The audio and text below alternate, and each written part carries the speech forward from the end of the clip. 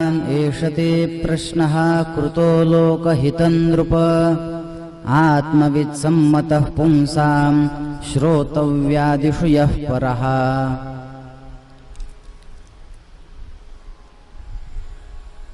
गेल्या 2 दिवसांपासून मोठ्या आनंदामध्ये आपण भगवंतांच्या कथेंचं चिंतन करत आहोत। आज आपल्या कथेचा 3रा दिवस आहे। काल आपण काय काय बघितलं ते लक्षात आहे ना? काल मी म्हणालो होतो परीक्षा घेणार आहे म्हणून।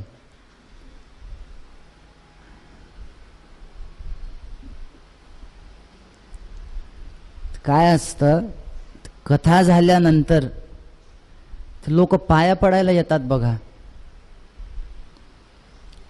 मी एकदा विचारलं कला की का हो तुम्ही एवढा अट्टहास का असतो, म्हणजे ते तुमचं डोकं त्या महाराजांच्या पायाला टेकलंच पाहिजे वगैरे वगैरे, मग तुम्ही ते भांडणं वगैरे करता, ढकलाढकली करता, पुढे येता। एकदा तर आमच्या त्या पाया पडण्याच्या ह्याच्यामध्ये आरती नुकतीच झालेली होती, ते आरतीचं ताट पडलं त्या खालच्या चटईवर, ते कधी प्रज्वलित झालं। मी विचारलं का बरं एवढं तुम्ही हे करता? त्यांनी काय उत्तर दिलं माहिती आहे? महाराज तुम्ही ते 4 तास आमच्या डोक्यामध्ये जे घालता, आम्ही काय करतो म्हणे, ते आमच्या डोकं तुमच्या पायावर असं ठेवतो असं वाकून, आणि तुम्हाला सांगतो म्हणे 4 तास डोक्यात घातलेलं तुमचं तुम्हाला परत आम्ही रिकाम्या डोक्याने घरी घेऊन जाणार। एवढं कुठं घरी घेऊन जा? त्याच्यामुळं म्हणलं काल कोणी डोकर इथंच रिकामं करून गेला असेल तर सांगा।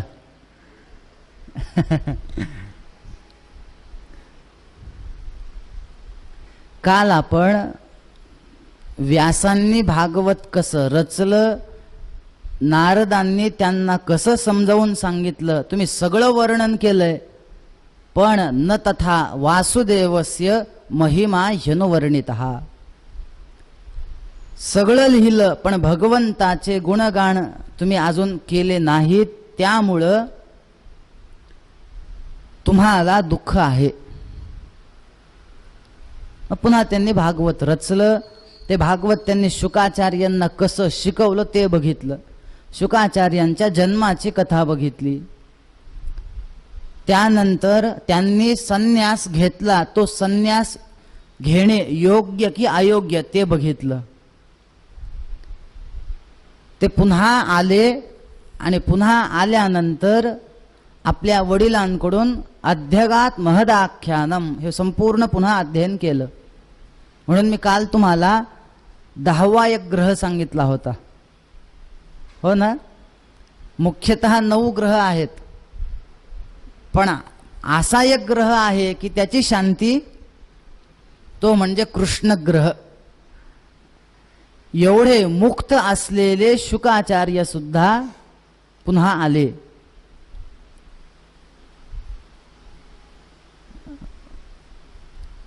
त्यानंतर तो परीक्षित कोण होता त्याच्यासाठी पांडवांचं चरित्र बघितलं, कुंती मातेचं चरित्र बघितलं, भीष्माचार्यांचं चरित्र बघितलं। नेमकं भीष्माचार्य उत्तरायणाची वाट पाहत होते याचा आपण एक वेगळा अर्थ बघितला। उत्तरायण याचा अर्थ काल न घेता उत्तरायण म्हणजे कृष्ण, उत्तरायणम यस्य सहा असा अर्थ घेऊन भीष्माचार्य हे कोणाची वाट बघू लागले? कृष्णाची वाट बघू लागले। भीष्मचरित्र झालं, पांडवांचं स्वर्गारोहण झालं, सगळं राज्य परीक्षितीला दिलं, तो एके दिवशी वनामध्ये गेला, त्याने तो कली बघितला, पृथ्वी धर्म संवाद बघितला। कलीला त्याने 4 स्थानं दिली पहिल्यांदा, द्यूतम पानः स्त्रियः सूना यत्रा धर्मश्चतुर्विधः. त्या कलीने सांगितलं, चांगला पण माणूस तिथं यावा असं एखादं स्थान द्या. मग त्याला 5वं स्थान दिलं, सुवर्ण. तो लगेच त्याच्याच मुकुटात घुसला. पुढे त्याने त्या शमीक ऋषींचा अपमान केला, गळ्यामध्ये साप टाकला त्यांचा जो मुलगा शृंगी, त्या शृंगीने त्यांना शाप दिला आणि तो दिलेला शाप राजाला कळाला. राजाने आपलं संपूर्ण राज्य जे आहे ते राज्य जन्मेजयाला आपल्या मुलाला दिलं. गंगेच्या तटावर आलेले आहेत आणि त्या ठिकाणी शुकाचार्यांचं आगमन झालं आणि त्यांनी बरेच प्रश्न आपल्या परीक्षिताने शुकाचार्यांना विचारले. मग शुकाचार्य म्हणाले होते की त्याचे उत्तर उद्या देतो. इथपर्यंत आपण आलो होतो. काय असतं सांगावं म्हणजे कसं असतं ते. तुम्ही मालिका बघता ना, सिरियल,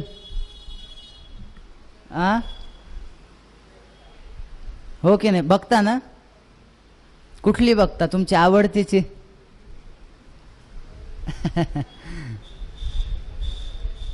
भरपूर आहेत म्हणावं तशा तरी. काही जण तर असे आहेत, संध्याकाळी 6 वाजता ते टीव्ही समोर बसतात की रात्री 11 वाजता उठतात. त्या एकाच चॅनलवर त्या सगळ्या मालिका बघतात अर्ध्या तासाच्या. बरं असू द्यात, बघू न बघू तो आपला विषय नाही. पण ती मालिका ज्या वेळेस सुरुवात होते त्यावेळेस एकदम सुरू होते का? हो ना? आणि संपल्यानंतर सुद्धा पुढील भागात येतं ना. म्हणून मी कथा सुरू करण्याच्या आधी मागे काय झालं ते सांगतो आणि कथा संपवताना उद्या काय आहे ते सांगतो. काल तुम्हाला सांगितलं होतं उद्या काय काय आहे. काल ना, मी दररोज सांगतोय उद्या काय आहे.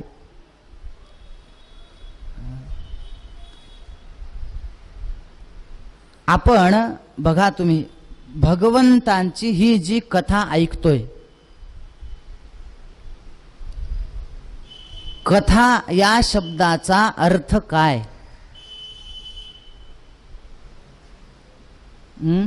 तसे अनेक अर्थ आहेत.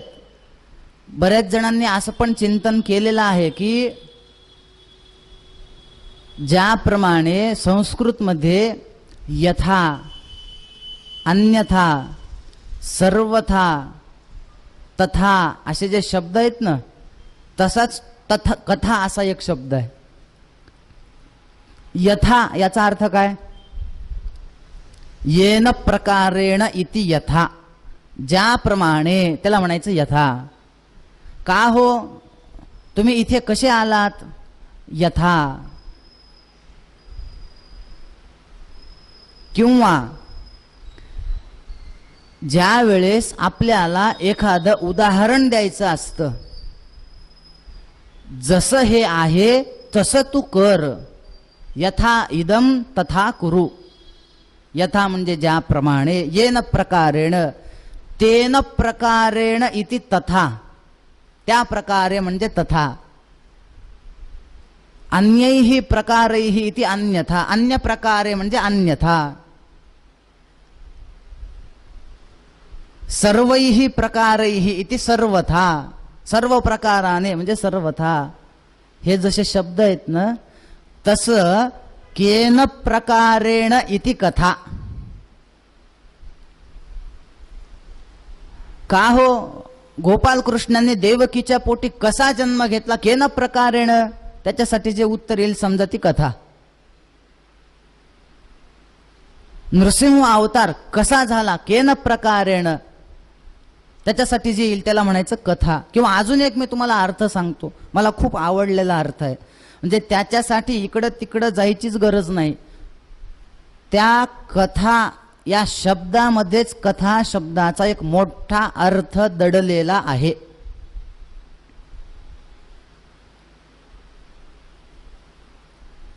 कथा किती अक्षर आहेत? 2. बघा, क याचा अर्थ सुख, आनंद. के स्थापयति इति कथा. था म्हणजे स्थातिष्ठ धातू आहे. के स्थापयति इति कथा. जी आनंदामध्ये, जी सुखामध्ये स्थापना करते तिला म्हणायचं कथा. आता मला सांगा, कथा ऐकल्यानंतर आनंद होतो का दुःख होतं? दुःख होत असतं तर आपण एवढ्या संख्येने आलो असतो का? तुकाराम महाराजांचं एक अभंग आहे, ही कथा काय करते? कथा सुख करी, कथा मुक्त करी. कथा आपल्याला सुख पण देते, इहलोकातले पण फळ देते. कथा पापनाशी, उद्धरिले दोषी. एवढंच कशाला, तुम्हाला मी हे सांगतो. तुकाराम महाराज तर म्हणतायत की कथा ही त्रिवेणी संगम आहे. आता कसं ते बघा, त्रिवेणी संगम याचा अर्थ काय? तिघांचं ऐक्य, बरोबर, तिघाचं एकत्रीकरण. मग कथा ही त्रिवेणी संगम आहे म्हणजे काय बघा. कथा त्रिवेणी संगम, देव भक्त आणि नाम, तेथेची उत्तम चरण रजवंदिता. देव भक्त आणि नाम यांचं एकत्रीकरण, यांचा संगम म्हणजे कथा आहे. जळती दोषांचे डोंगर, शुद्ध होती नारी नर, गाती ऐकती सादर जे पवित्र हरिकथा. यम आणि यमदूतांचा एक संवाद आहे. यमदूतांना सांगतो की तुम्ही कुठं कुठं जायचं नाही. तर पहिल्यांदा त्यांनी सांगितलंय, यमधर्म सांगे दूता, तुम्हा नाही तेथे सत्ता, जेथ होय कथा सदा घोष नामाचा. ज्या ठिकाणी कथा असेल त्या ठिकाणी तुम्हाला जाता येणार नाही. म्हणून कथा या शब्दाचा अर्थ जे आपल्याला आनंदामध्ये स्थापित करते. बघा, आपण दररोज भागवताची आरती म्हणतोय. त्या आरतीचा शेवटचं जे हे आहे पद आहे, पाठ आहे का तुम्हाला ती आरती? ग्रंथ नव्हे हा श्रीकृष्ण आहे ना. म्हणजे हा ग्रंथ नाहीये, श्रीमद भागवत म्हणजे ग्रंथ नाहीये, मग साक्षात श्रीकृष्ण आहे. आता मला एकच सांगा, जर ग्रंथ हा श्रीकृष्ण असेल तर कृष्णांना अवयव आहेत की नाही? डोळे, कान, हात, नाक, जीभ, त्वचा सगळे अवयव आहेत. मग जर भागवत जर कृष्ण असेल तर भगवंताचे कोणते अवयव म्हणजे भागवताचे कोणते स्कंध आहेत याचा एक थोडा विचार करायचा आहे.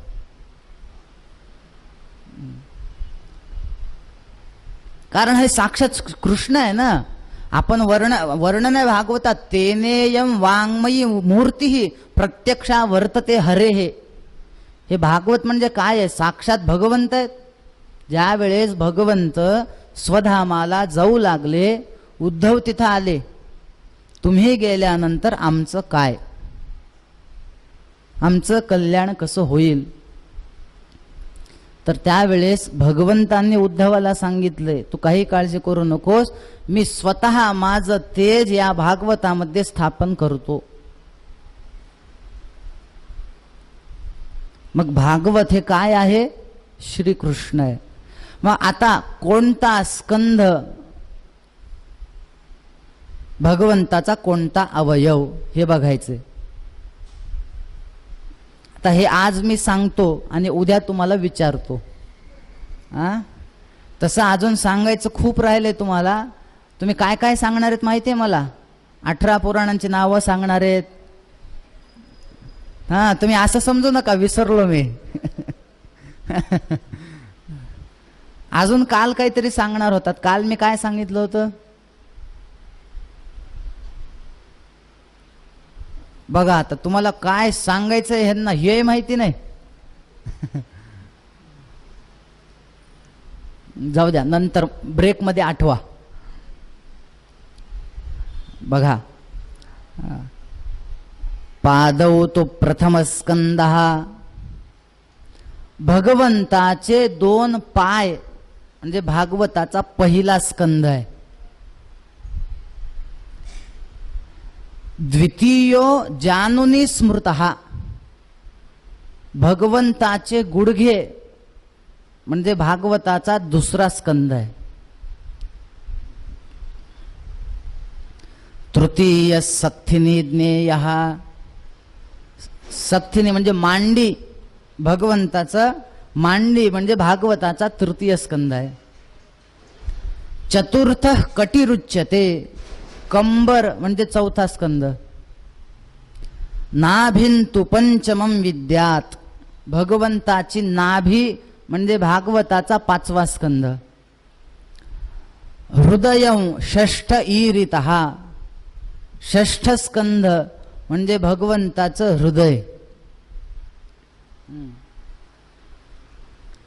सप्तमस्तु उरः प्रोक्तः, छाती 7मा स्कंद. अष्टमः कंठ उच्यते, 8वा स्कंद म्हणजे भगवंताचा कंठ. स्कंधौ तु 9म स्कंधः, स्कंद म्हणजे खांदे, भगवंताचे 2 खांदे म्हणजे 9म स्कंद. दशमो मुखमीरितम, ते पण कसं, कर्णाक्षी नासिका युक्तम सर्वार्थ, म्हणजे कर्ण अक्षी नासिका युक्त मुख हे 10म स्कंद आहे. एकादशस्तुत्तमांगम, 11 स्कंद म्हणजे उत्तमांग म्हणजे मस्तक. आणि 12 ब्रह्मरंध्रकम, 12 स्कंद म्हणजे ब्रह्मरंध्र. एवं भागवतम शास्त्रम विष्णुमूर्ती प्रकीर्तितम, अशा प्रकारे हे श्रीमद भागवत म्हणजे साक्षात भगवंताची मूर्ती आहे, साक्षात भगवंत आहेत. मग हे 12 स्कंद म्हणजे भगवंताचे हे असे असे अवयव आहेत.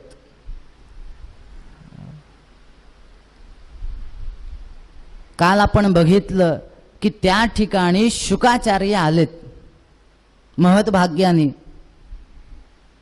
तुम्हाला एक सांगतो की माणसाच्या जीवनामधील सगळ्यात मोठी जर उपलब्धी कोणती असेल तर ती म्हणजे सत्संगती भेटणे. सत्संगती ही सहसा मिळत. नाथ महाराजांनी तर सांगितलंय, चंद्रामृते सुखे सेववेल, अस्ता जाता रविधर वेल, बाही हेळा सागर तरवेल, परी त्या साधूची भेट न होईल गा. एखाद्या वेळेस या गोष्टी शक्य आहेत म्हणे. चंद्रामृते सुख सेववेल, अस्ता जाता रवी, हे सगळं ठीक आहे, पण संतांची भेट होणं तेवढं सोपं नाहीये.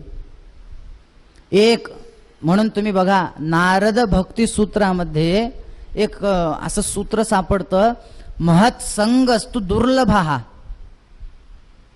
संतांची संगत ही दुर्लभ आहे. बहु अवघड आहे संत भेटी, तुकाराम महाराजांनी सांगितलं.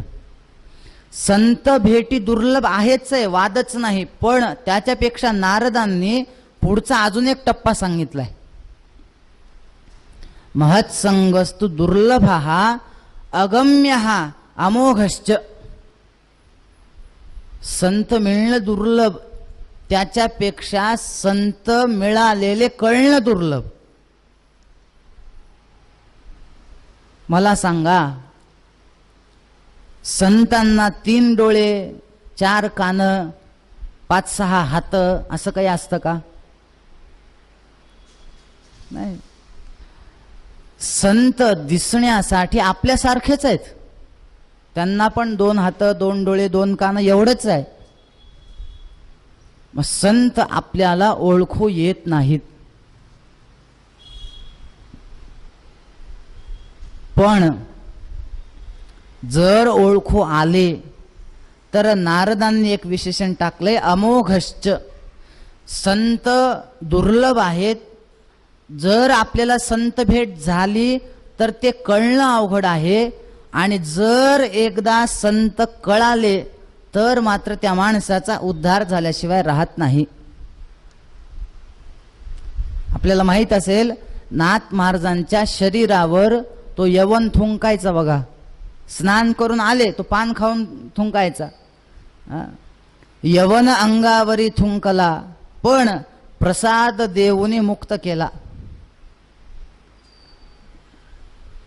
नंतर त्याच्या जेव्हा लक्षात आलं की हे कोण आहेत, त्यावेळेस तो मुक्त झाल्याचं वर्णन आहे. मी हे का सांगतोय? परीक्षित राजाच्या महद्भाग्याने त्या ठिकाणी संत आलेत. म्हणजे काय झालं? दुर्लभ असणाऱ्या गोष्टीची प्राप्ती झाली. एक, प्राप्त झालेल्या वस्तूचा वापर करावा कसा, परीक्षितीला शुकाचार्य प्राप्त पण झाले आणि लक्षात पण आलं की हे मोठे संत आहेत. त्यांना नमस्कार केला. शुकाचार्य जेव्हा आले ना, त्यावेळेस त्यांचे फार सुंदर विशेषण आहेत बघा. शुकाचार्य कसे दिसले? तत्रा भवत भगवान व्यासपुत्रो. व्यासपुत्र आलेत. कसे कसे आलेत? यदृच्छया गाम अटमानोनपेक्षः अलक्ष्यलिंगो निजलाभतुष्टः वृतश्च बालैः अवधूत वेशः. शुकाचार्य अवधूत वेशांमध्ये आलेत. आता बघा, अजून एक प्रश्न विचारतो. अवधूत या शब्दाचा अर्थ काय?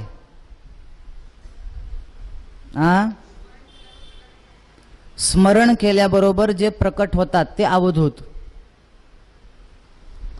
भक्तांच्या समोर भगवंत स्मरण केल्या केल्या प्रकट होतात. मग भगवंत पण अवधूत का?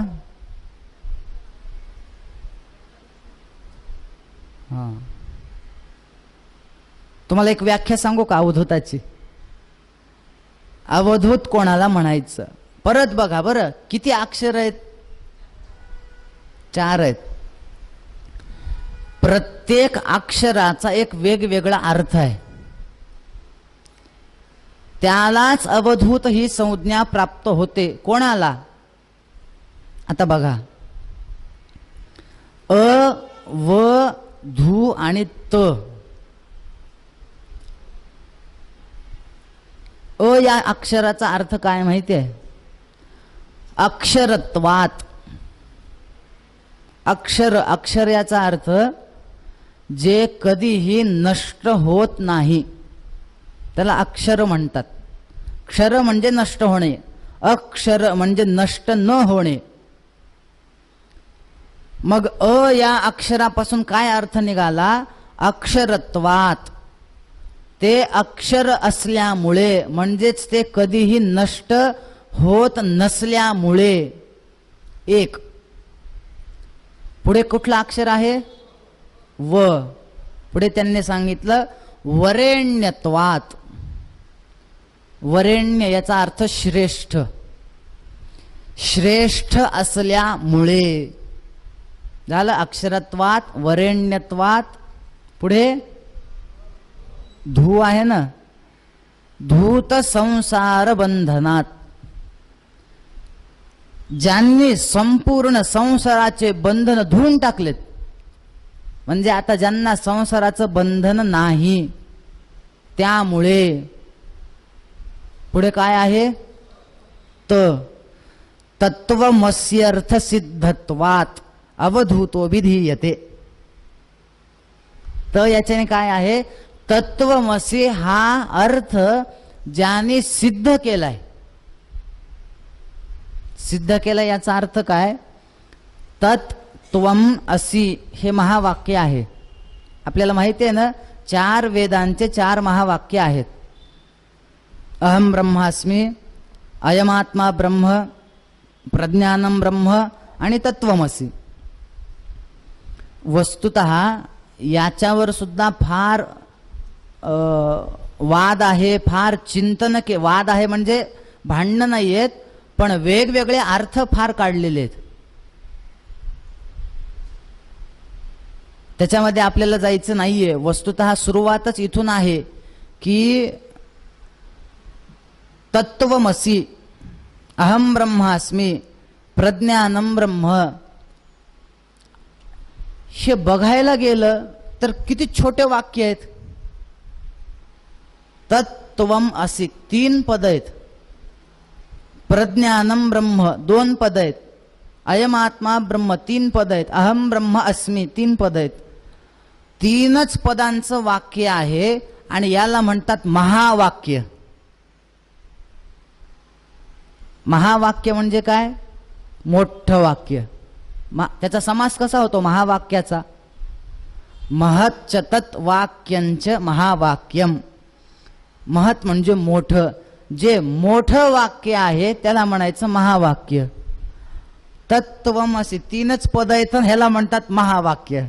आता ते का म्हणतात वगैरे वगैरे वेगळा विषय राहिला. पण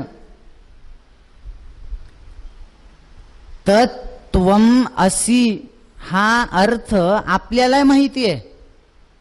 याचा अर्थ काय? ते तू आहेस असा उपदेश दिला. ते म्हणजे ते परब्रह्म, तत्वम म्हणजे तू, असे म्हणजे आहेस. म्हणजे दोघांमध्ये अभेद आहे. हे आपल्याला माहिती नाही का? आता कळालं की नाही? आपल्याला माहिती आहे की नाही? हो, सगळीकडे देव आहे.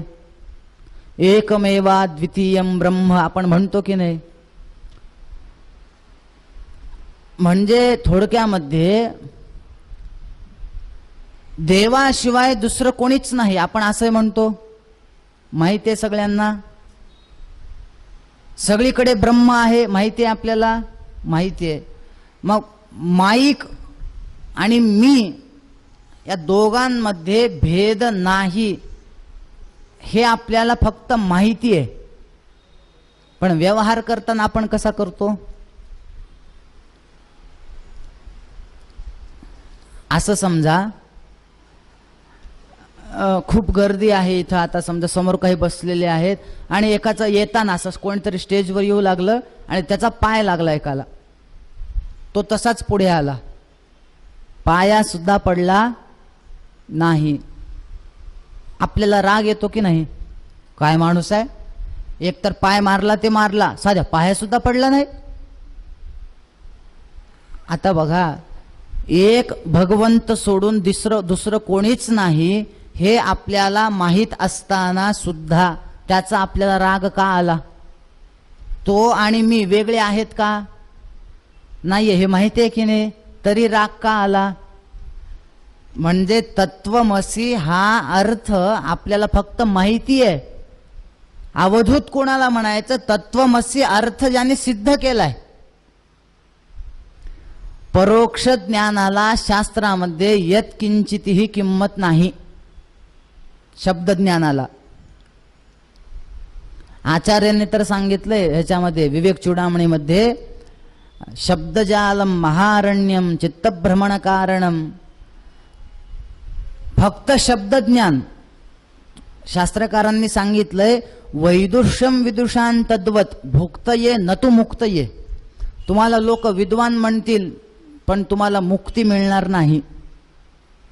नुसत्या परोक्ष ज्ञानाचा उपयोग नाही.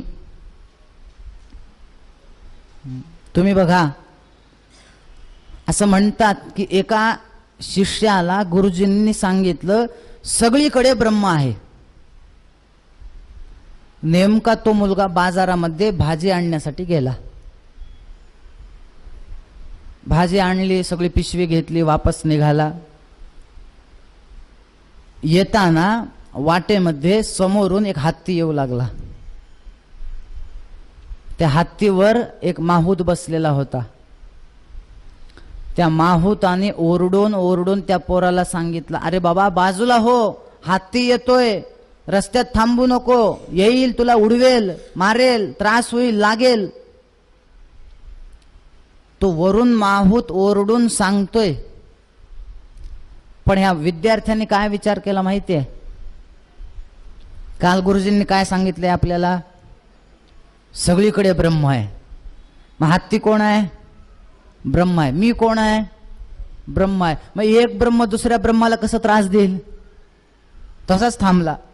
हत्ती आला, झालं ते झालं, पुढचं त्याला पडला, बाजूला लागलं, पाय फ्रॅक्चर झाला, लंगडत लंगडत लंगडत गुरुजींकडे गेला. गुरुजी तुम्ही व्यवस्थित शिकवत नाहीत म्हणला. म्हणे का बरं? काय झालं? तुम्ही शिकवत नाहीत, नीट सांगत नाहीत. म्हणजे झालं काय? तुम्ही काल काय सांगितलं होतं? सगळीकडे ब्रह्म आहे. म्हणे हो. काय झालं? आज असं घडलं.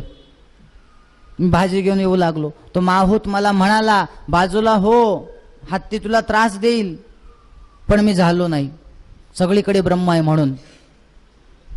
गुरुजींनी त्याला विचारलं, मला एक सांग, तू कोण आहेस? म्हणे ब्रह्म. बर, हत्ती कोण होता? म्हणे ब्रह्म. आता मला एक सांग, हत्तीवर बसलेला माहूत कोण होता? ब्रह्म. त्या हत्तीवर बसलेला जो माहूत होता, तो माहूत रूपी जो ब्रह्म होता, की ते तुला सांगू लागलं की हत्ती रूपी ब्रह्म तुला त्रास देईल, तू त्या माहूत रूपी ब्रह्माचं काय ऐकलं नाहीस? नुसत्या परोक्ष ज्ञानाला शास्त्रामध्ये किंमत नाही, त्याला अपरोक्ष ज्ञान पाहिजे, ते सुद्धा दृढ. मी हे का सांगतोय की हा सगळा हे तत्वमसी जो अर्थ आहे, हा ज्याने सिद्ध केलाय त्यालाच अवधूत अशी संज्ञा आहे. बघा आता ही अवधूत शब्दाची व्याख्या आपण कायम लक्षात ठेवायची. अक्षरत्वात, वरेण्यत्वात, धूत संसार बंधनात, तत्वमस्यर्थ सिद्धत्वात अवधूतो विधीयते. त्याला अवधूत म्हणा. शुकाचार्य हे कसे आलेले आहेत? अवधूत वेशहा, अवधूतांचं वेश धारण केलंय. वय किती आहे? तन्द्व्यष्ट वर्षम सुकुमार पाद. द्व्यष्ट म्हणजे 16 वर्षाचे शुकाचार्य आहेत. ह्याच्यावर सुद्धा टीकाकारांनी फार सुंदर वर्णन केलंय बरं. त्यांना 16 शब्द व्यासांना माहिती नव्हता का? म्हणजे षोडश. भागवतामध्ये षोडश असा शब्द न लिहिता 2दा 8 द्व्यष्ट असं दिलंय. का बरं? सरळ लिहायचं, षोडश वर्षाचे होते. 2दा 8 का बरं? 16, 2 8 म्हणजे 16च. पण 16 न लिहिता 2दा 8 लिहिलं, याचं फार मोठं एक कारण आहे. काय असतं म्हणे? 16 वर्षाचं वय, 16 वर्ष हे जे आहे, हे मुलाचं थोडं बिघडायचं वय असतं म्हणे. व्यासांनी काय केलं? 2दा 8 वर्षाचं बालक कसं असतं? निरागस, त्याच्यामध्ये काय असतं का कोणाला फसवायचं वगैरे काही? एकदम निर्मळ अंतःकरणाचं 8 वर्षाचं बालक असतं ना. शुकाचार्य 2दा निर्मळ आहेत. 8 2दा करा तुम्ही, ते 16 नाहीत, 8 गुणिले 2 आहेत.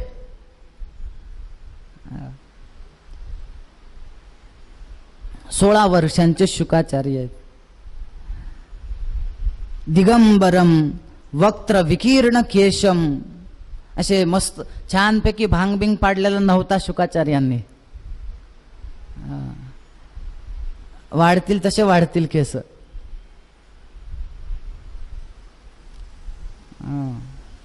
दिगंबर अवस्थेमध्ये तिथे आल्यानंतर मग मात्र परीक्षित म्हणाला, अहो अद्य वयम ब्रह्मन्, मी आज खरंच धन्य झालो की या ठिकाणी तुमचं आगमन झालंय.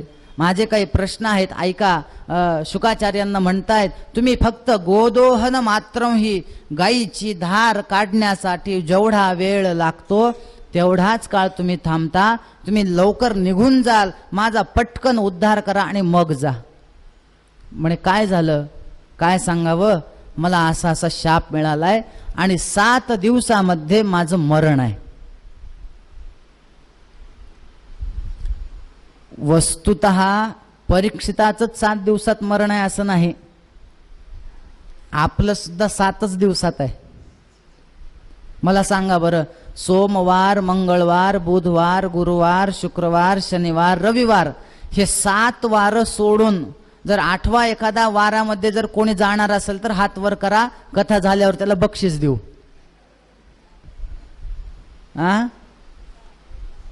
एखादा वार काढता नवीन नाही ना, ह्याच 7 वारात जायचं आहे.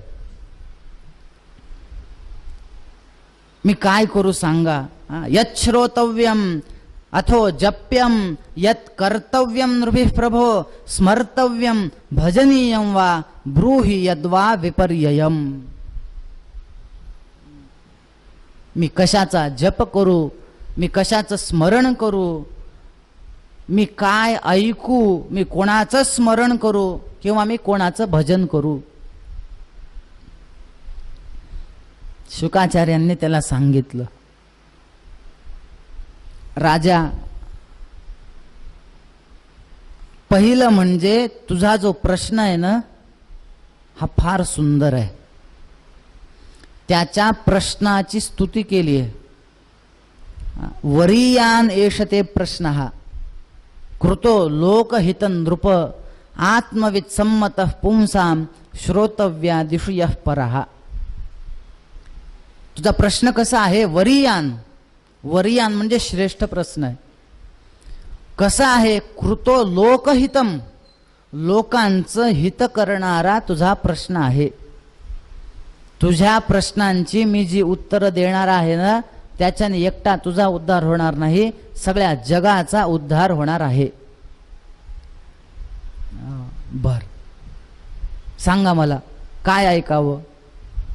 शुकाचार्यांनी सांगितलं, राजा, तस्मात् भारत सर्वात्मा भगवान ईश्वरो हरिः श्रोतव्यः कीर्तितव्यश्च स्मर्तव्यश्चेच्छता भयम.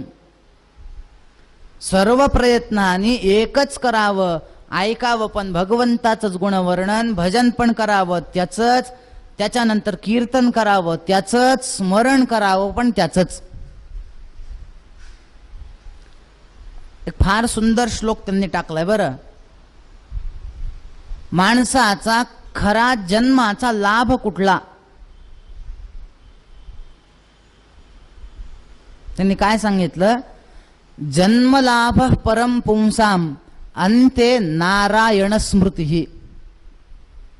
काय सांगितलं बघा, एतावान सांख्ययोगाभ्याम स्वधर्म परिनिष्ठया जन्मलाभ परम पुंसाम अंते नारायण स्मृती. तुमच्या जन्माचा खरा लाभ तोच आहे की तुम्हाला मरताना देव आठवावा. ज्याला मृत्यूच्या समयी देव आठवेल असं समजायचं, त्याचं जगणं सार्थक झालं. माणसाला मरताना देव आठवतो का? मृत्यूच्या समयी नाही नाही ते आठवतं. तुम्हाला ते वाकेची कथा माहिती आहे ना?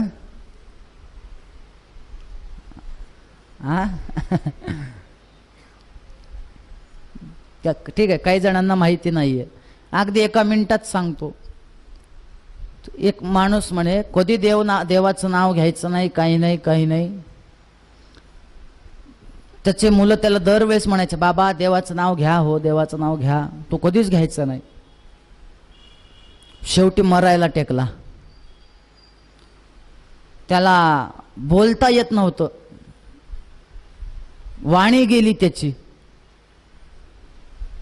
तेवढ्यामध्ये असा पलंगावर वगैरे पडलेला होता आणि त्याचे मुलं बाजूला बसले होते आणि तो मोठमोठ्याने वा के असा ओरडू लागला. पोरांना काय वाटलं, आयुष्यभर तरी देवाचं नाव घेतलं नाही यांनी, पण बहुतेक आता मरताना तरी यांना चांगली बुद्धी प्राप्त झाली काय की, पण त्यांना वा के याचा अर्थ वासुदेव केशव असं म्हणायचंय, पण बोलता येत नाही ना, वाणी गेली म्हणून वाके वाके म्हणतात. पण ठीक आहे, आता त्यांची एवढी इच्छा आहे ना, आपण त्यांना ते मशीन वगैरे काहीतरी जोडूयात, काहीतरी प्रयत्न करूयात आणि त्यांना बोलायला हे करूत. भारी भारीच्या मशीन आणल्या, त्यांना त्या जोडल्या, त्यांना बोलता येऊ लागलं. पोरांनी सांगितलं, हा बाबा म्हणा आता वासुदेव केशव वासुदेव केशव. ते वडील म्हणाले, गाढवांनो कशाचं वासुदेव केशव रे, ते तिकडं ते वासरू केरसुनी खायले बघा म्हणले. असं म्हणला आणि मेला. आता कुठली गती मिळाली असेल. शास्त्रकारांनी सांगितले, अंते मतिही सा गतिही. मृत्यू समयी आपण ज्याचं स्मरण करू, पुढचा जन्म त्याला तसा मिळतो. आता आपल्याला आज येणार आहे पुढे त्या भरताची कथा. मरताना हरिण हरिण करून मेला आणि पुढचा जन्म हरणाचा झाला.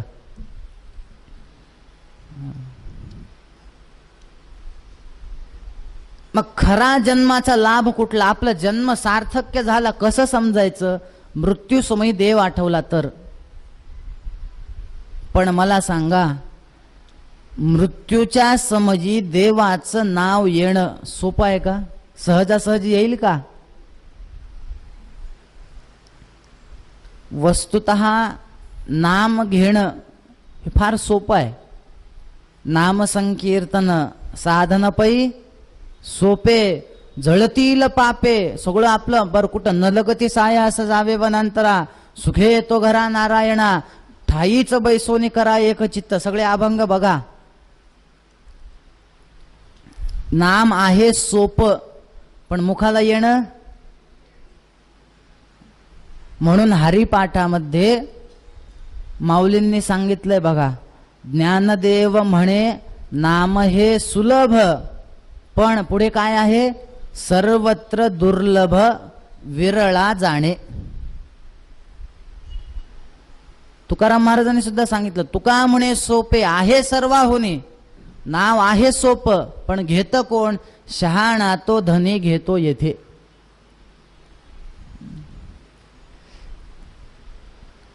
म्हणून तुम्ही बघा बरं, तुम्हाला ते माहिती आहेत का हो, काहीतरी जगामध्ये किती आश्चर्य आहेत म्हणे, असे काहीतरी आहेत बघा.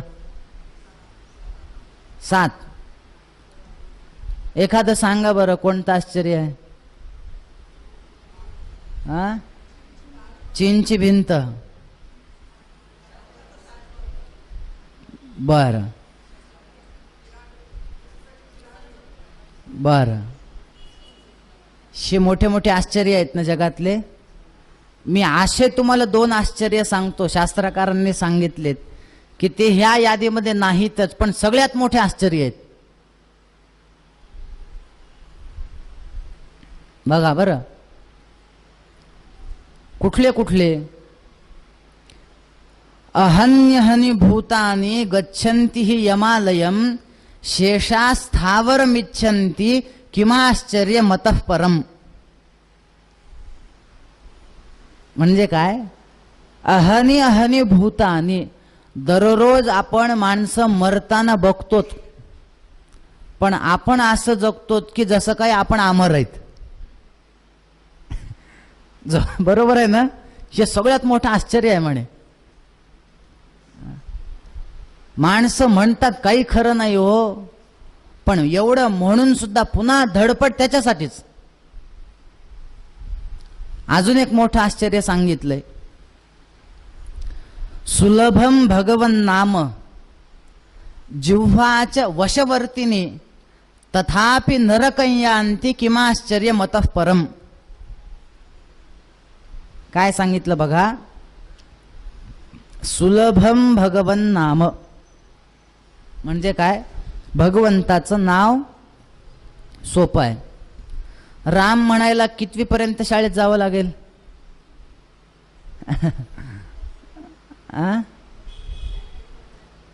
हो की नाही, सहज.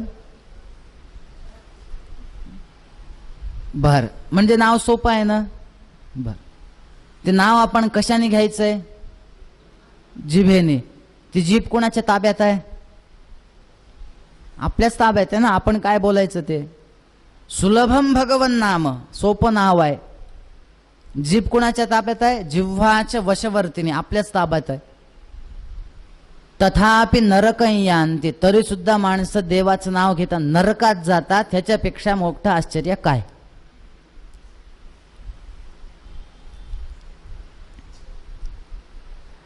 म्हणून शुकाचार्यांनी सांगितलं की खरं जन्माचं सार्थक्य हेच आहे, अंते नारायण स्मृती.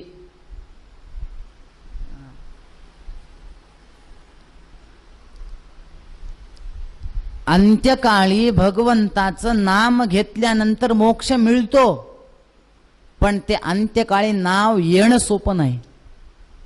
भगवंतांनी सांगितले गीतेत, अंतकालेच मामेव स्मरण मुक्त्वा कलेवरम यः प्रयाति त्यजन देहो सयाति परमांगतीम सांगितलंय, पण येत नाही. तुम्हाला मी व्यवहारातले एक प्रश्न विचारतो. 12वीचा पेपर किती तासाचा असतो? 3 तासाचा ना. 3 तासाचा पेपर आहे.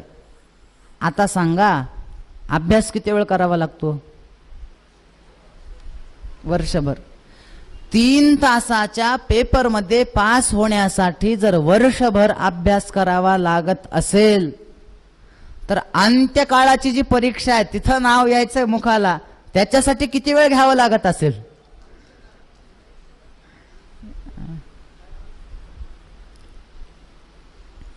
घडलेली हकीकत आहे. एक वकील होते, त्यांनी एकाच भागवत ठेवलं.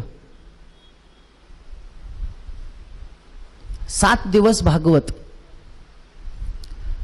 त्यांनी त्या महाराजांना सांगितलं, त्या वकिलाने, महाराज तुम्हाला जे लागेल ते घ्या, जे पाहिजे ते मला मागा, पण मी काही कथेला बसू शकत नाही.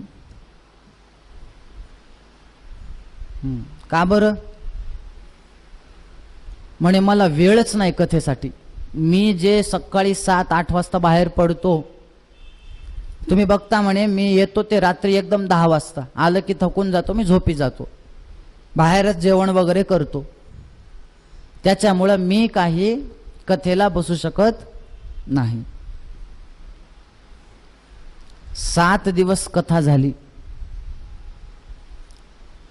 त्या महाराजांनी त्या वकिलांचं जीवन बघितलं. सारखे कष्ट, ते मशीन जशी काम करते की नाही, सकाळी उठल्यापासून झोपेपर्यंत सारखं त्या माणसाचं चालू. त्यावेळेस त्या महाराजांना वाटलं, नाही बाबा, ह्याचं काहीतरी कल्याण केलं पाहिजे, काहीतरी याने देवाचं नाव घेतलं पाहिजे. त्यांनी महाराजांनी सांगितलं त्याला, अरे थोडं जरी देवाचं नाव घे. त्यांनी सांगितलं, मला वेळ नाहीये. तुम्ही बघता ना महाराज, तुम्ही 7 दिवस बघितला असेल, आणि खरंच त्याला वेळ नव्हता. पण त्यांनी काय सांगितलं, मला एक सांग. महाराज त्याला म्हणतायत त्या वकिलाला, मला एक सांग की कपडे काढून तू स्नानाला, म्हणजे पहिला तांब्या जेव्हा डोक्यावर घेतोस, तिथून ते कपडे घालेपर्यंत तू काय करतोस सांग. त्यांनी सांगितलं, बरोबर आहे महाराज, त्यावेळेस मी काही करत नाही, मला वेळ आहे. आहेस रिकामा? म्हणे हो. एक काम करत जा. म्हणजे तुला पहिला तांब्या डोक्यावर घेतल्यापासून कपडे घालेपर्यंत किती वेळ लागतात? म्हणे 15 मिनिट लागतात मला. ठीक आहे, तू काय करत जा, पहिला तांब्या डोक्यावर पडला की विश्वम विष्णुर वषटकारो भूत भव्य भवत प्रभू सुरू करत जा. कपडे घालेपर्यंत सर्व प्रहरणा युध ओम नम इति. 15 मिनिटात होतं सहस्त्रनाम. हा, काही हरकत नाही महाराज, चालेल चालेल, एवढं मी करू शकतो, मला वेळ आहे ना, तुम्ही सांगितलं ना, मला वेळ काढून दिला ना, असा सरी काम आहे, मी करेन. त्या वकिलांनी प्रामाणिकपणे ते केलं. किती दिवस? म्हणजे 40 वर्ष त्यांनी तो नियम चालू ठेवला. 40 वर्ष म्हातारे झाले, मरायला टेकले, कोमामध्ये गेले, बोलता येत नाही, काही नाही, हालत नाहीत, डुलत नाहीत. पोरांनी एवढे प्रयत्न केले त्यांना हे करण्यासाठी. शहरातले डॉक्टर झाले, गावातले झाले, विदेशातले झाले. उगच काय एक निघाले की नवीनच, विदेशातले डॉक्टर फार हुशार असतात म्हणे. मग आपल्या भारतातले काही वेडे आहेत का?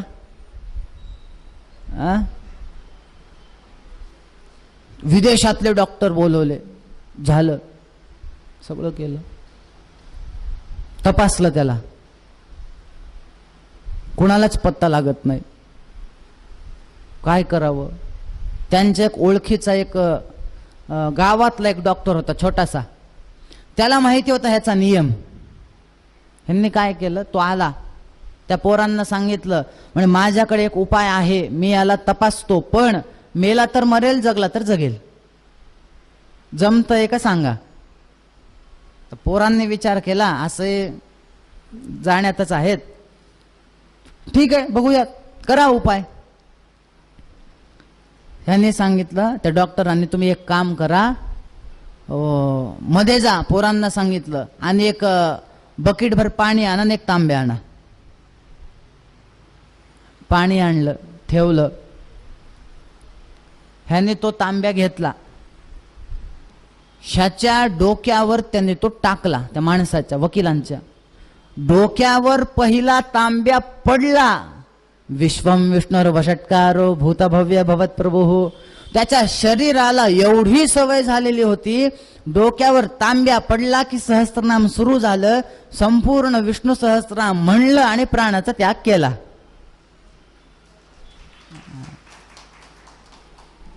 आता सांगा बरं, त्याला कुठली गती मिळाली असेल? पण त्यावेळेस अंत्यकाळी नाव येण्यासाठी आधी त्यांनी 40 वर्ष घेतलेलं होतं. मला हे सांगायचंय की आधी घेतलं तर येतं. मग खरा जन्माचा लाभ काय? अंते नारायण स्मृती. मग बघा, आता आपल्याला जर अंत्यकाळी जर असं वाटत असेल की देवाचं नाव यावं, जर कोणी करत नसेल तर आजपासून सुरू करा. आणि असं आज सकाळी पारायण जेव्हा चालू होतं त्यावेळेस सगळ्यांना काय दिलंय आज आमच्या काकूंनी? त्या बघा, त्यांच्या तर हातातच आहे काउंटर, सगळ्यांना दिलंय. अगदी माझ्या सहित. महाराज तुम्ही ठेवा.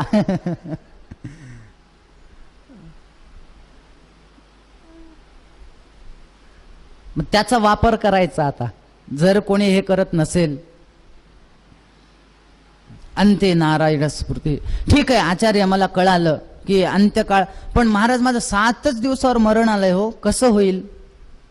शुकाचार्य म्हणाले, अरे राजा, खटवांग नावाचा एक राजा होता, त्याला तर फक्त 2 घटक आयुष्य होतं. नाथ महाराजांनी तर वर्णन केलं, 1 तास उरला खटवांग रायासी, भाग्यदशा कैसी प्राप्त झाली.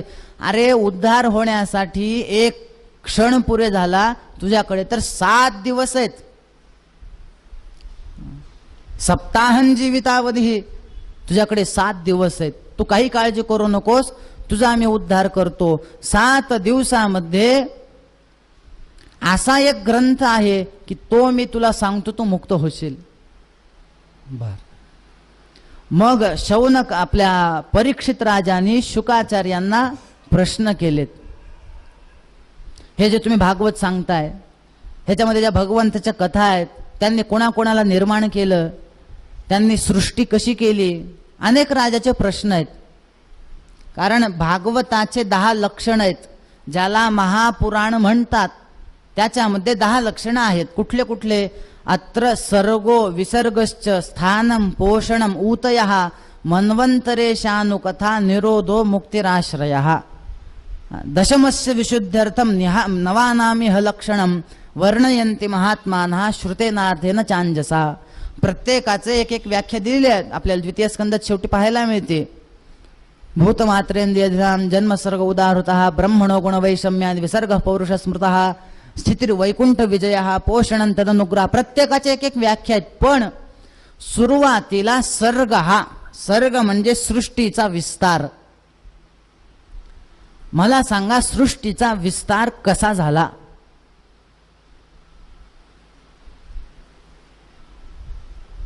शुकाचार्यांनी सांगितलं, हाच प्रश्न पूर्वी एकदा नारदांनी ब्रह्मदेवांना विचारला होता. बघा बरं तुम्ही, याच्यातून आपल्याला एक कळतं की शुकाचार्य म्हणतात मी माझं स्वतःचं मनाचं सांगत नाहीये तुला. परंपरा म्हणजे बघा अध्ययन कसं असावं, परंपरागत जे आलेलं आहे आपल्या शास्त्रकारांनी परंपरेला फार महत्व दिलेलं आहे. असंप्रदायवित जर संप्रदाययुक्त जर त्यांनी अध्ययन केलेलं नसेल, तो कितीही पंडित असू द्या, शास्त्रकारांनी उपनिषदांनी सांगितलेलं आहे मूर्खवत उपेक्षणीय. संप्रदायानुसार अध्ययन नसेल तर त्याला मूर्ख म्हटलेलं आहे. म्हणून तुम्ही बघा एकाही ह्याच्यामध्ये भागवतामध्ये कोणीही ते प्रश्न विचारला की मी सांगतोय असं म्हणत नाहीये. असं पूर्वी एकदा त्या दोघांमध्ये संवाद झाला होता, तिथं ते काय म्हणाले ते मी तुला सांगतो, ते काय म्हणाले ते सांगतो, मी नाही सांगत स्वतःच. शुकाचार्य म्हणतात नारदांनी ब्रह्मदेवाला असाच प्रश्न विचारला होता. बर, मग त्यांचा संवाद काय झाला ते सांगा. नारद विचारतायत ब्रह्मदेवांना, सृष्टीची निर्मिती कशी झाली? तुम्हीच सगळ्यांचे स्वामी आहात का तुमच्यापेक्षा सुद्धा कोणीतरी श्रेष्ठ आहे? ब्रह्मदेवाने सांगितलं माझ्यापेक्षा सुद्धा श्रेष्ठ आहे. बघत नाहीस का मीच तप करतोय? होय, तुमच्यापेक्षा श्रेष्ठ कोण आहे? म्हणे ते विष्णू आहेत. होय, मग तुम्ही सृष्टी कशी केली? काय सांगावं, मला सुद्धा सृष्टी निर्माण करता येत नव्हतं, मी तप केलं. तप करून काय केलं? पहिल्यांदा तपाने कार्य सिद्ध करण्याची शक्ती प्राप्त केली. भगवंत प्रसन्न झाले, समोर आले आणि भगवंतांनी मला तत्वज्ञान दिलं. किती श्लोकांमध्ये? म्हणजे 4 श्लोकांमध्ये त्यांनी तत्वज्ञान दिलं. यालाच भागवतामध्ये चतुश्लोकी भागवत असं म्हणतात.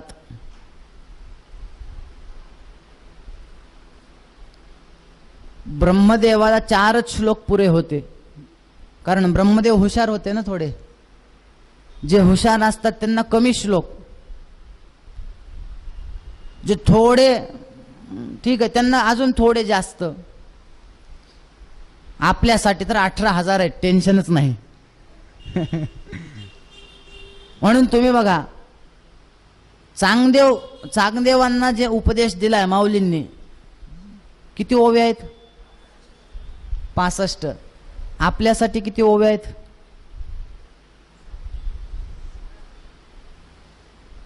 9,000. ज्ञानेश्वरीमध्ये आपल्यासाठी किती ओव्या लिहिल्यात माऊलींनी? चांगदेवाला 65 पुरे. तसं ब्रह्मदेवाला 4 श्लोक पुरे.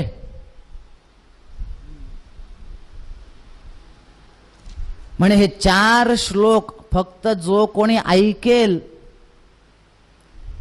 त्याला संपूर्ण भागवत ऐकण्याचं पुण्य प्राप्त होतं. पण मी ते 4 श्लोक तुम्हाला सांगणार नाही. याचं कारण असं आहे, आज कुठं 3रा दिवस आहे. आजच मी तुम्हाला जर 4ही श्लोक सांगितले आणि गुरुजींनी तर सांगितलंय हे 4 श्लोक ऐकले म्हणजे सगळं भागवत ऐकल्याचं पुण्य आहे, मग उद्यापासून जायचंय कशाला? बस घरी झोपायचं. मग कसं करायचं सांगू का नको?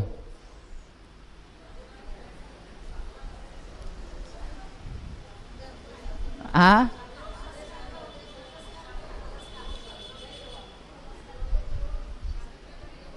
सांगतो, पण उद्या यावं लागेल सगळ्यांनी. नाहीतर 4 श्लोक झाले आता.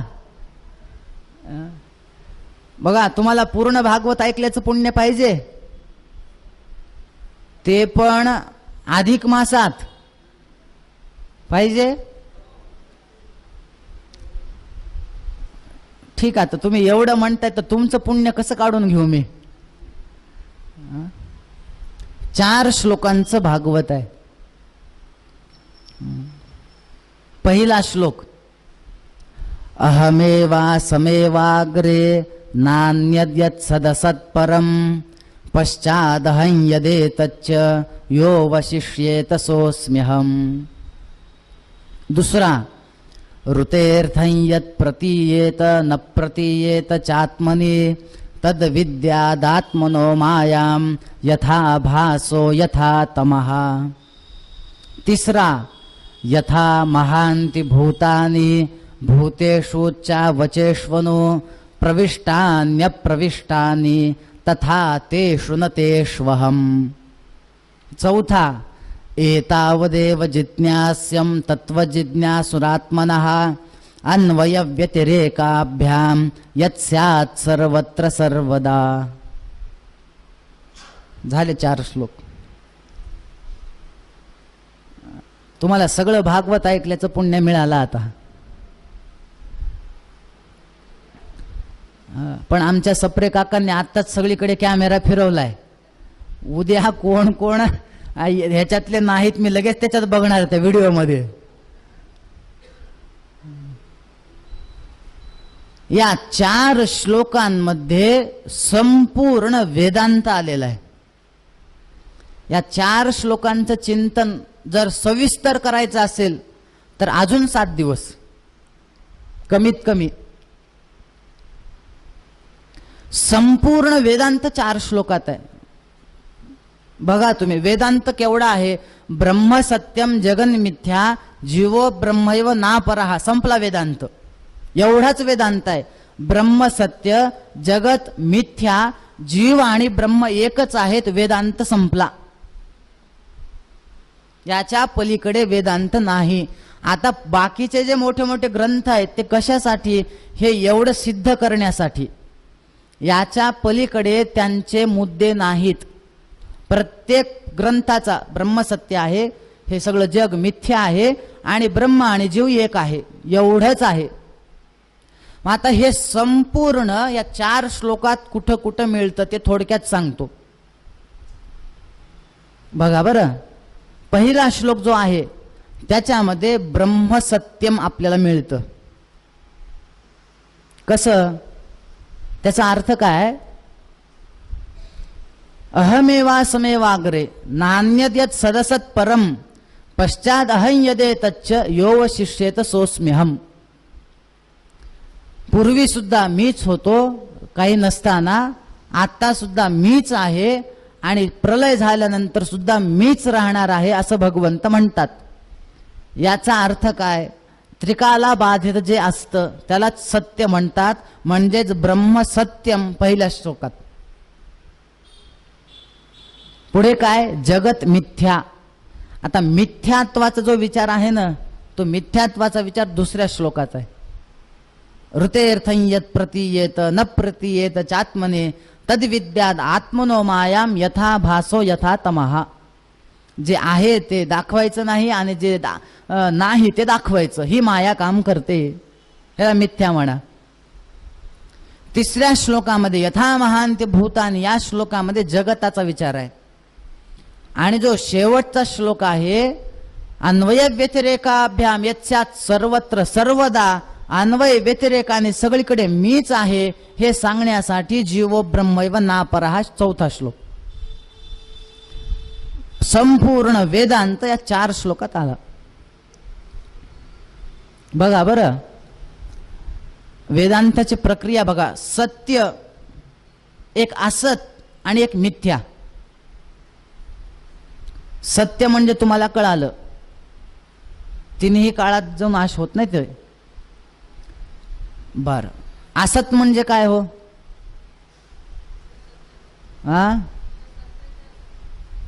जे जे सत नाही ते असत. म्हणजे ते कसं उत्तर झालं माहितीये का? तुम्ही कुठं राहता? आम्ही कुलकर्णीच्या बाजूला. कुलकर्णी कुठं राहतात? आमच्या बाजूला.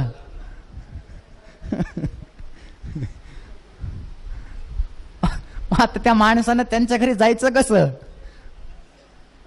त्याच्या पुढे दोघं कुठं राहता? आजूबाजूला. सत म्हणजे हे, असत म्हणजे जे सत नाही ते. नाही, ही व्याख्या तशी बरोबर आहे, पण बरोबर जरी असली तरी त्याच्यातून अर्थबोध होत नाही. तुम्हाला मी उदाहरण सांगतो, असत कशाला म्हणायचं. समजा एक मुका आहे. मुका म्हणजे ज्याला ऐकू येत नाही तो ना. तेच एकदा विचारून घ्यावं म्हणलं, इथलं कसं आहे मध्य प्रदेश मधलं.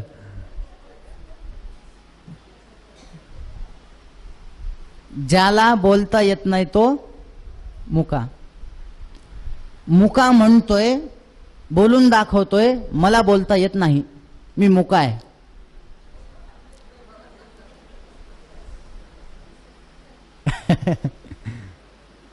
कसं काय इंदोरचे मुके बोलतात असे? नाही ना. मुका म्हणतोय अहम मौनी, मला बोलता येत नाही, हे होईल का? ह्याला म्हणायचं असत. पुढे तो म्हणतोय ब्रह्मचारीच मे पिता, माझे वडील ब्रह्मचारी आहेत, होईल का हे? पुढे म्हणतोय मम माता वंध्या, म्हणे माझ्या आईला मुलगाच नाही म्हणे. आई म्हणतोय पुन्हा मुलगा नाही म्हणतोय, होईल का? पुढे म्हणतो पुत्रहीन पितामहा, माझ्या आजोबांना मुलगाच नाही म्हणतो. आता बघा, असं समजा, मला एक सांगा बरं, इथं जवळ कुठं नदी आहे का?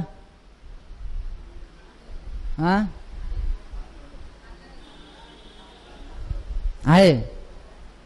असं समजा, या नदीच्या तटावर दोन माणसं बसलेले आहेत.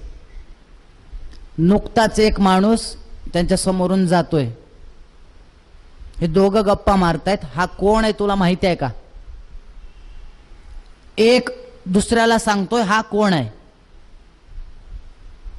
काय सांगतो बघा, तुला माहिती आहे का रे, हा इतका स्वच्छ राहतो ना, हा स्नान करतो कोणत्या पाण्यामध्ये माहिती आहे का?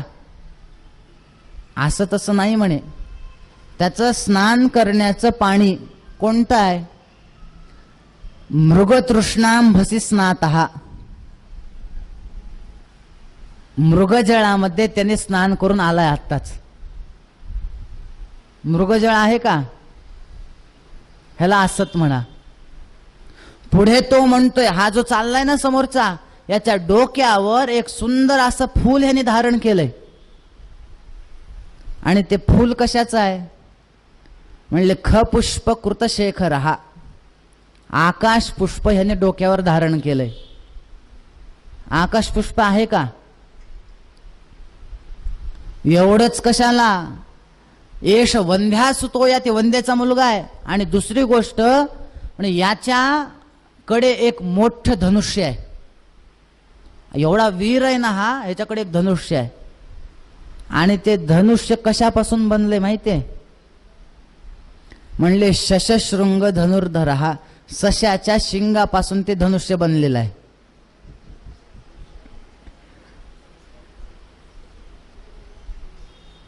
सशाला शिंग आहेत का? नाही ना. ह्याला म्हणायचं अत्यंत असत. बघा बरं, सत कळालं, असत कळालं म्हणजे तुम्हाला वेदांत चांगला कळायला आता. आता तुम्ही सुद्धा वेदांताचार्य. आता उरलं फक्त मिथ्या. मिथ्या म्हणजे काय? तसं तर अद्वैत सिद्धी नावाचा एक ग्रंथ आहे. त्या अद्वैत सिद्धीमध्ये पंचमिथ्यात्व विचार आहे. मिथ्यात्वाचे 5 लक्षणं केलेत. सद असत अनधिकरणत्वम मिथ्यात्वम, प्रतिपन्नोपाधौ त्रैकालिक निषेध प्रतियोगित्वम मिथ्यात्वम, ज्ञान निवर्त्यत्वम मिथ्यात्वम, स्वाश्रयनिष्ठ अत्यंताभाव प्रतियोगित्वम मिथ्या. अनेक लक्षणं आहेत, पण आपण त्याच्यामध्ये पडायचंच नाही. त्याच्यामध्ये पुन्हा अनुमान केलेत. मिथ्यात्वाचे अनुमान आहेत. ब्रह्मभिन्नम सर्व मिथ्या ब्रह्मभिन्नत्वात यदेवम तदेवम यथा शुक्तिरूप्यम. हे आपल्याकडे काही गरज नाही, ह्याच्या एवढ्या खाली जायचंच नाही आपल्याला मध्ये. तुम्हाला मी सोपं सांगतो मिथ्या म्हणजे काय. व्यवहारातलं उदाहरण. कथा संपली. कथा संपल्यानंतर पायऱ्या उतरल्या, बाहेर गेलोत. थोडा उजेड होता, नाही असं नाही, पण फारही नव्हता. आणि तिथं एक लांब असं सापासारखं काहीतरी आपल्याला दिसलं. घाबरलो. अरे बापरे, साप आहे, साप आहे. तिथंच थांबलो. जाईल बाबा, वाट बघूयात थोडं.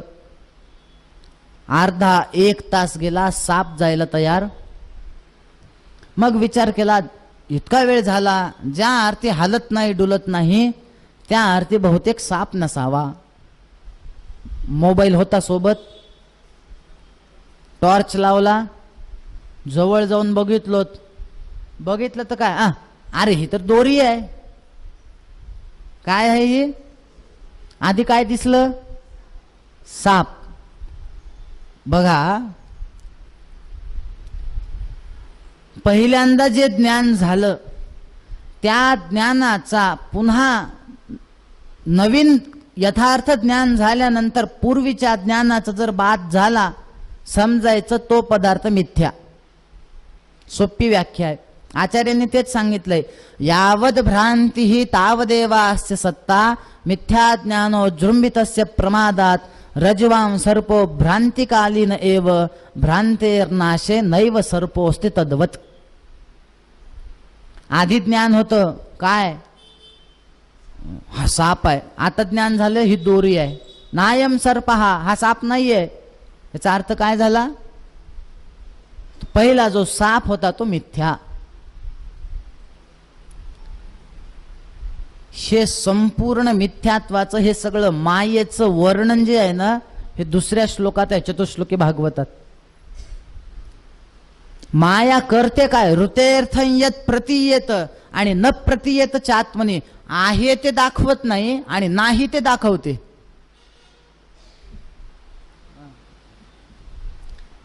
वस्तुतः माया ही मुळात नाहीच आहे.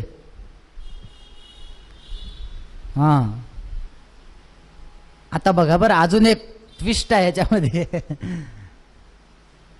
माया नाहीच आहे. मायेला एक अजा शब्द दिलाय. अजा. अजा म्हणजे काय?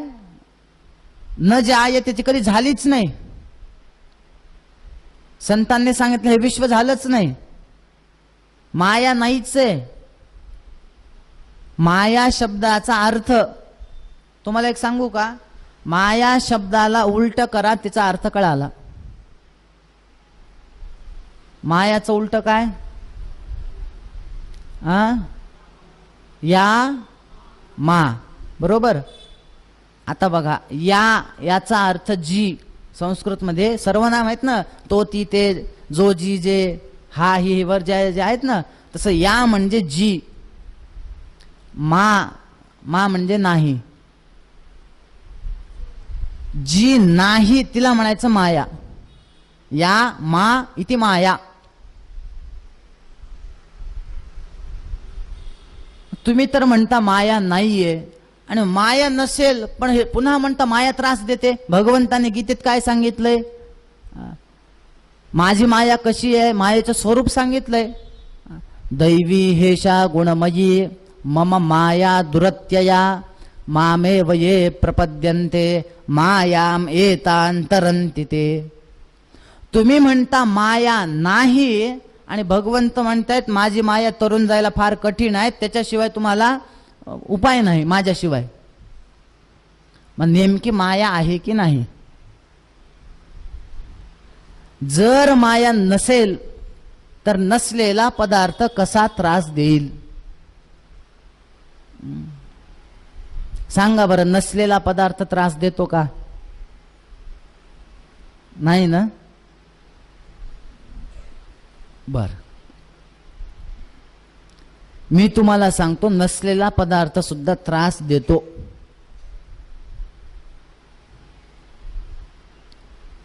उदाहरण सांगू? असं समजा, पती पत्नी आहेत, नवीनच लग्न झालंय, लग्न होऊन 7-8 दिवस झालेत, दोघांची भांडणं लागली. कशासाठी माहितीये? नवरा म्हणाला आपल्याला मुलगा झाल्यानंतर मी त्याला डॉक्टर करणार. बायको म्हणाली अजिबात नाही, आपल्याला मुलगा झाल्यानंतर मी त्याला वकील करणार. एवढी भांडणं लागली दोघांची, एवढी भांडणं लागली, एवढी भांडणं लागली, शेवटी भांडणं गेली कोर्टात. न्यायाधीश आले, सांगा काय मुद्दा आहे तुमचा भांडण्याचा? बघा ना म्हणे, माझी बायको म्हणते माझा मुलगा वकील होणार, माझी इच्छा आहे माझा मुलगा डॉक्टर होणार, बघा ना, म्हणून आमच्या दोघांचे भांडणं लागलेत. शेवटी न्यायाधीश काय म्हणाले, बाबांनो तुम्ही एवढं भांडण्यापेक्षा तुम्ही ज्या पोराला न्यायाधीश वकील करणार आहेत आधी त्याला एकदा विचारा की काय व्हायचंय. तो म्हणला ओ वकील, ओ न्यायाधीश साहेब थांबा, अजून तो जन्मायचा आहे म्हणले. आता कोर्टापर्यंत जे भांडणं आले ते झालेल्या मुलाने आणले का न झालेल्या?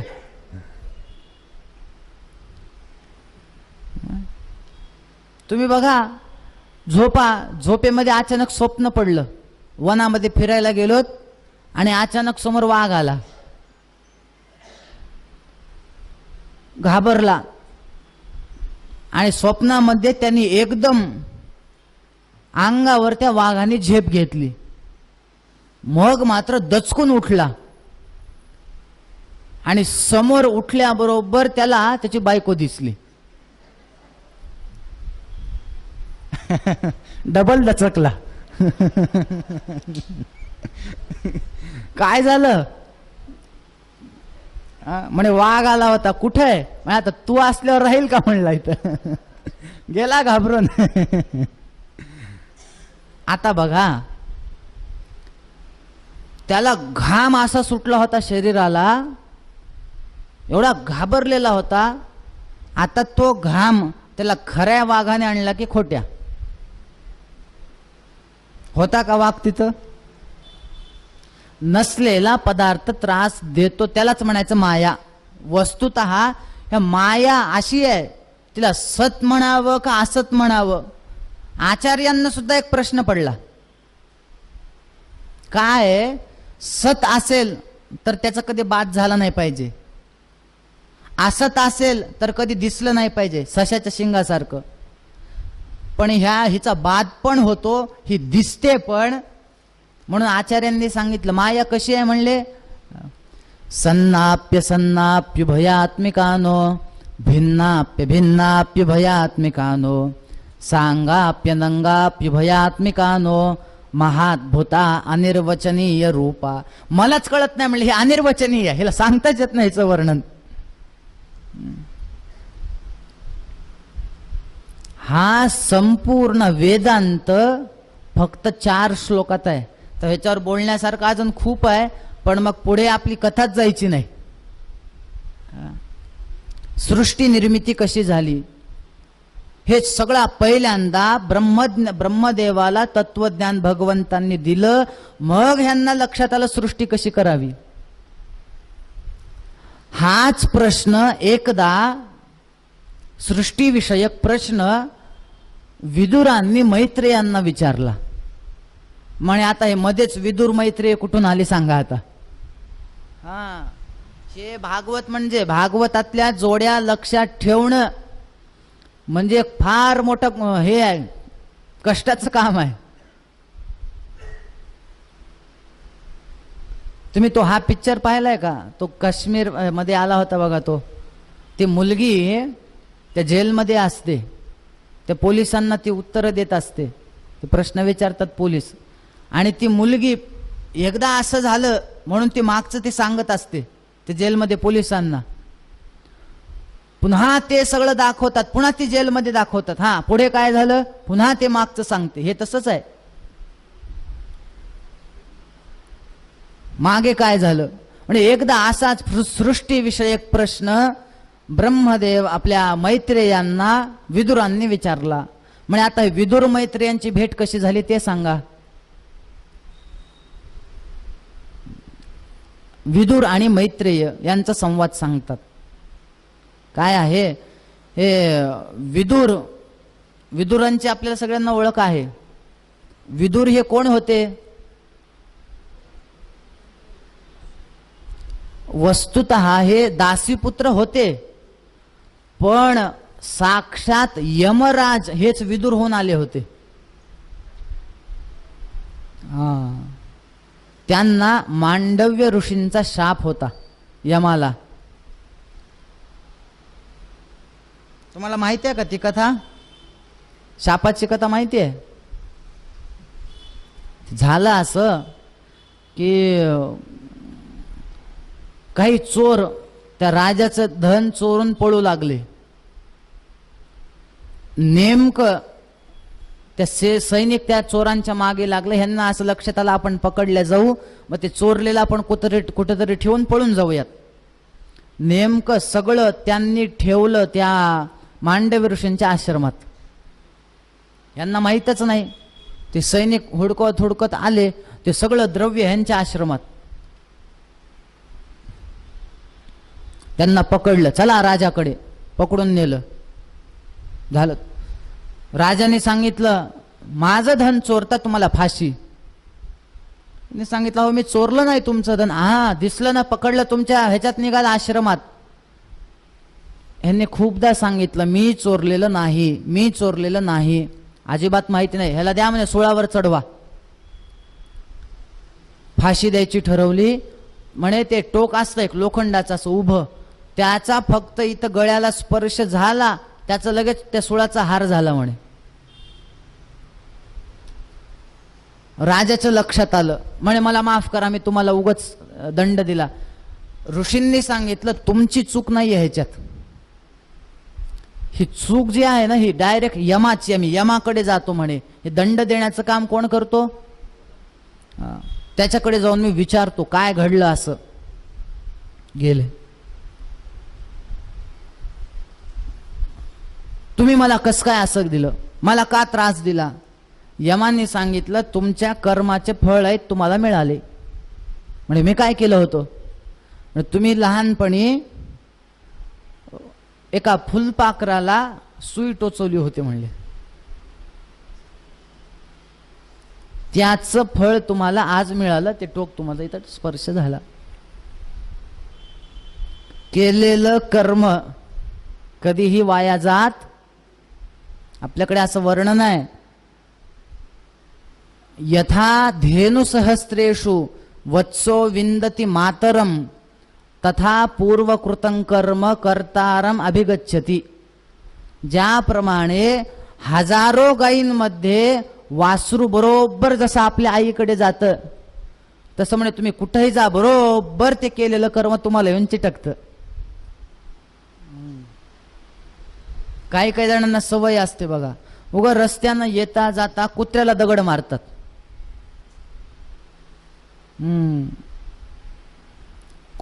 कुत्र्याच्या पायाला दगड मारला, मग कधी ना कधी आपला पाय फ्रॅक्चर होतो. मला असं कसं देवाने माझं का पाय फ्रॅक्चर केलं. काही नाही, लहानपणी कुत्र्याला दगड मारला, आता तुझं फ्रॅक्चर झाले पाय. केलेलं कर्म भोगावं लागतं. महाभुंक्तं क्षीयते कर्म, कोटी जन्म शतैरपी, केलेलं कर्म भोगावं लागतं. म्हणे तुमची चुकी आहे, तुम्ही लहानपणी फुलपाखराला टोचवलं होतं, तुम्हाला शिक्षा आहे.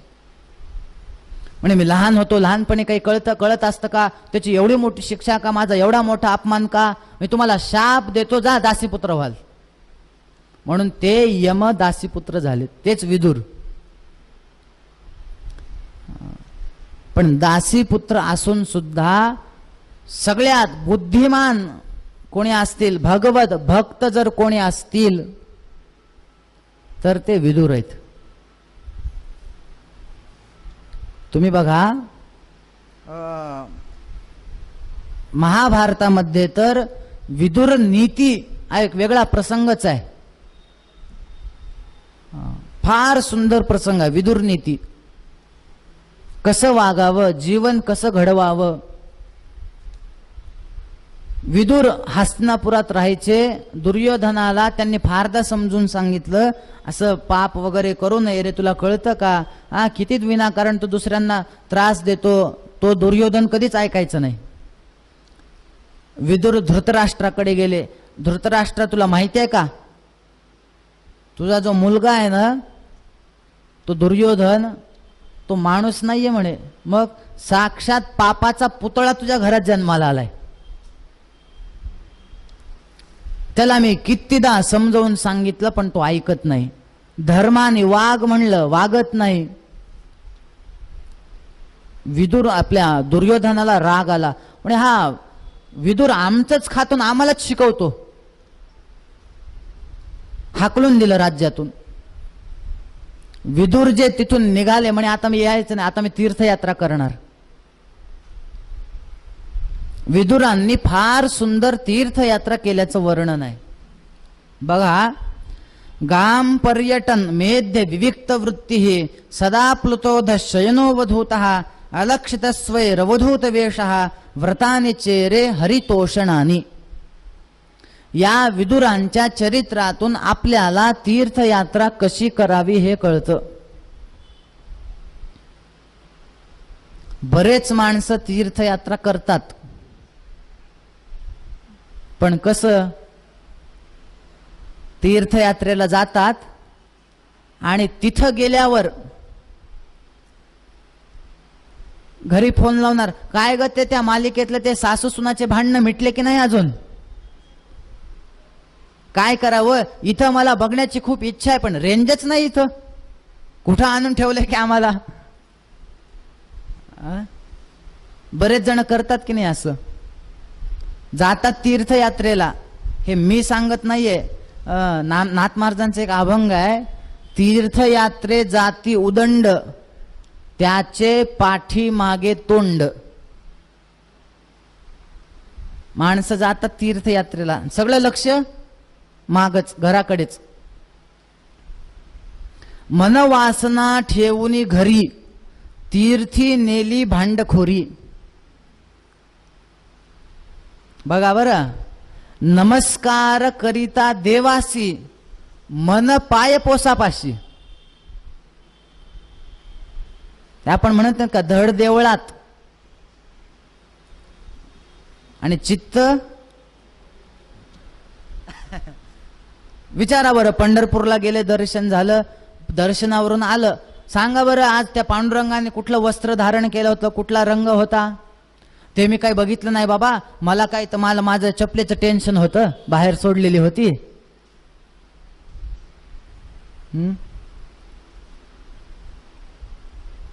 चपलीकडेच लक्ष जास्त असतं.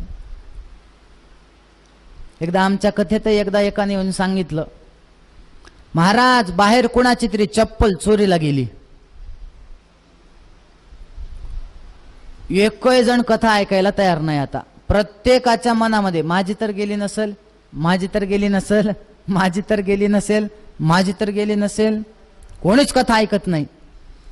आता काय करावं म्हणलं, मी त्या माणसाला बोलवलं, अरे बाबा एकदा नेमकं कोणाची गेली चौकशी कर आणि येऊन सांग, लोक ऐकत नाहीत कथा.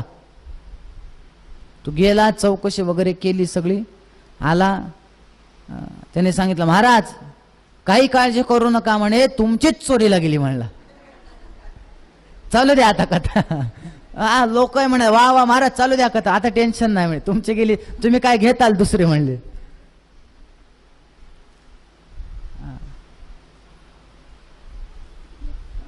नाथ महाराज म्हणतायत बघा, लोक काय करतात, तीर्थयात्रेला गेलं, हे चला आपण ना पटकन दर्शन घेऊत आणि आरामात जेवत बसूत. जेवण कसं करायचंय, आरामात, आणि दर्शन एकदा दर्शन झालं म्हणजे आपण फिरायला आरामात मोकळे, शॉपिंग करायला मोकळे. तसं नाही. लवकर करी प्रदक्षिणा, उशीर झालासे भोजना. त्यामुळं या विदुरांच्या तीर्थयात्रेतून आपण काय शिकायचं, नेमकी तीर्थयात्रा कशी करावी. विदुर तर अशी तीर्थयात्रा करायचे, कोणाला ओळखू सुद्धा येऊ द्यायचे नाहीत, मी विदुर आहे. कारण काय, ओळखीचा माणूस भेटला मग या हो घरी, थोडं चहा तरी पिऊन जा, इथून आलात तर, म्हणे नको, कोणाच्या घरी सुद्धा जायला नको. तीर्थयात्रा करत करत जेव्हा जाऊ लागले, यमुनेच्या तटावर उद्धवाची भेट झाली. उद्धवांच्या गप्पा झाल्या, भगवंताच्या एक एक आठवण करत. उद्धवाला बरंच तत्वज्ञान विचारलं विदुराने, पण उद्धव म्हणाले की हे तत्वज्ञान तुला साक्षात मैत्रेय ऋषी देणार आहेत, पुढे जा तुम्ही. आणि मग पुढे गेल्यानंतर मैत्रेयांची भेट झाली. मैत्रेयांना विदुरांनी काही प्रश्न विचारले.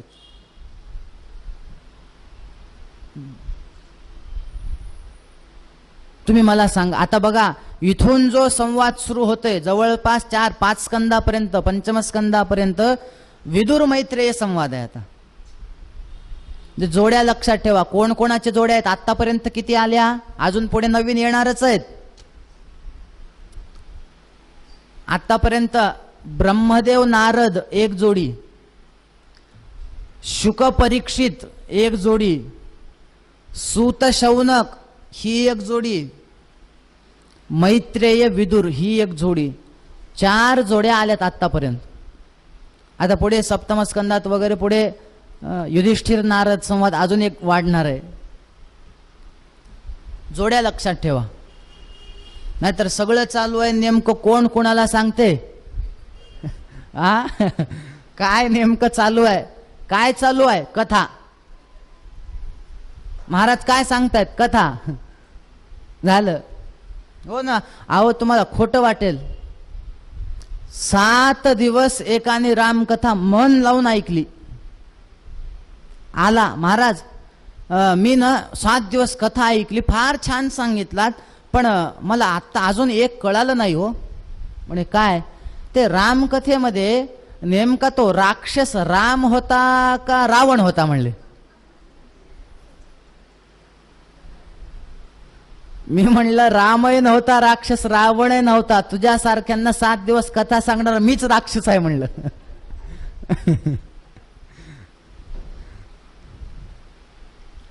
त्याच्यामुळे जोड्या लक्षात ठेवा, कोण कोणाला सांगतंय.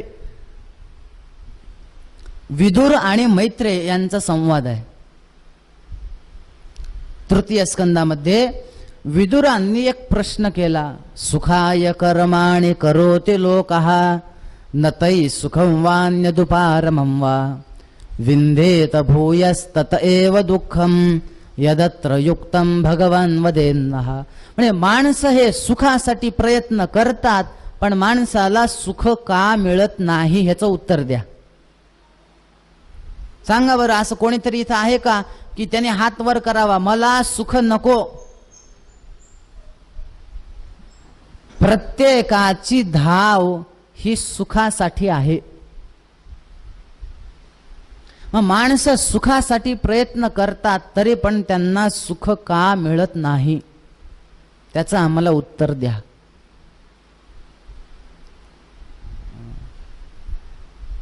मैत्रेयांनी सांगितलं, म्हणे तू फार सुंदर प्रश्न विचारलायस. सुखासाठी प्रयत्न करतात माणसं, त्याचं उत्तर पण मी तुला सुंदर आहे आणि उत्तर थोडं मोठं आहे. ते उत्तर मी तुला देणार आहे, पण बरोबर 6 वाजताच प्रश्न विचारलास म्हणले तू. याचं उत्तर न म्हणे मी तुला आपला एक ब्रेक झाला ना मध्ये, मग ब्रेक झाल्यानंतर तुला देतो म्हणाले की त्याचं उत्तर काय आहे. आपण उरलेला जो कथाभाग आहे तो थोड्या वेळानंतर घेऊयात. आता आपलं एक मध्ये विष्णू सहस्त्रनाम वगैरे दररोजच्या सारखं स्तोत्र होईल. आपण आता थांबूयात. गोपाल कृष्ण भगवान की जय.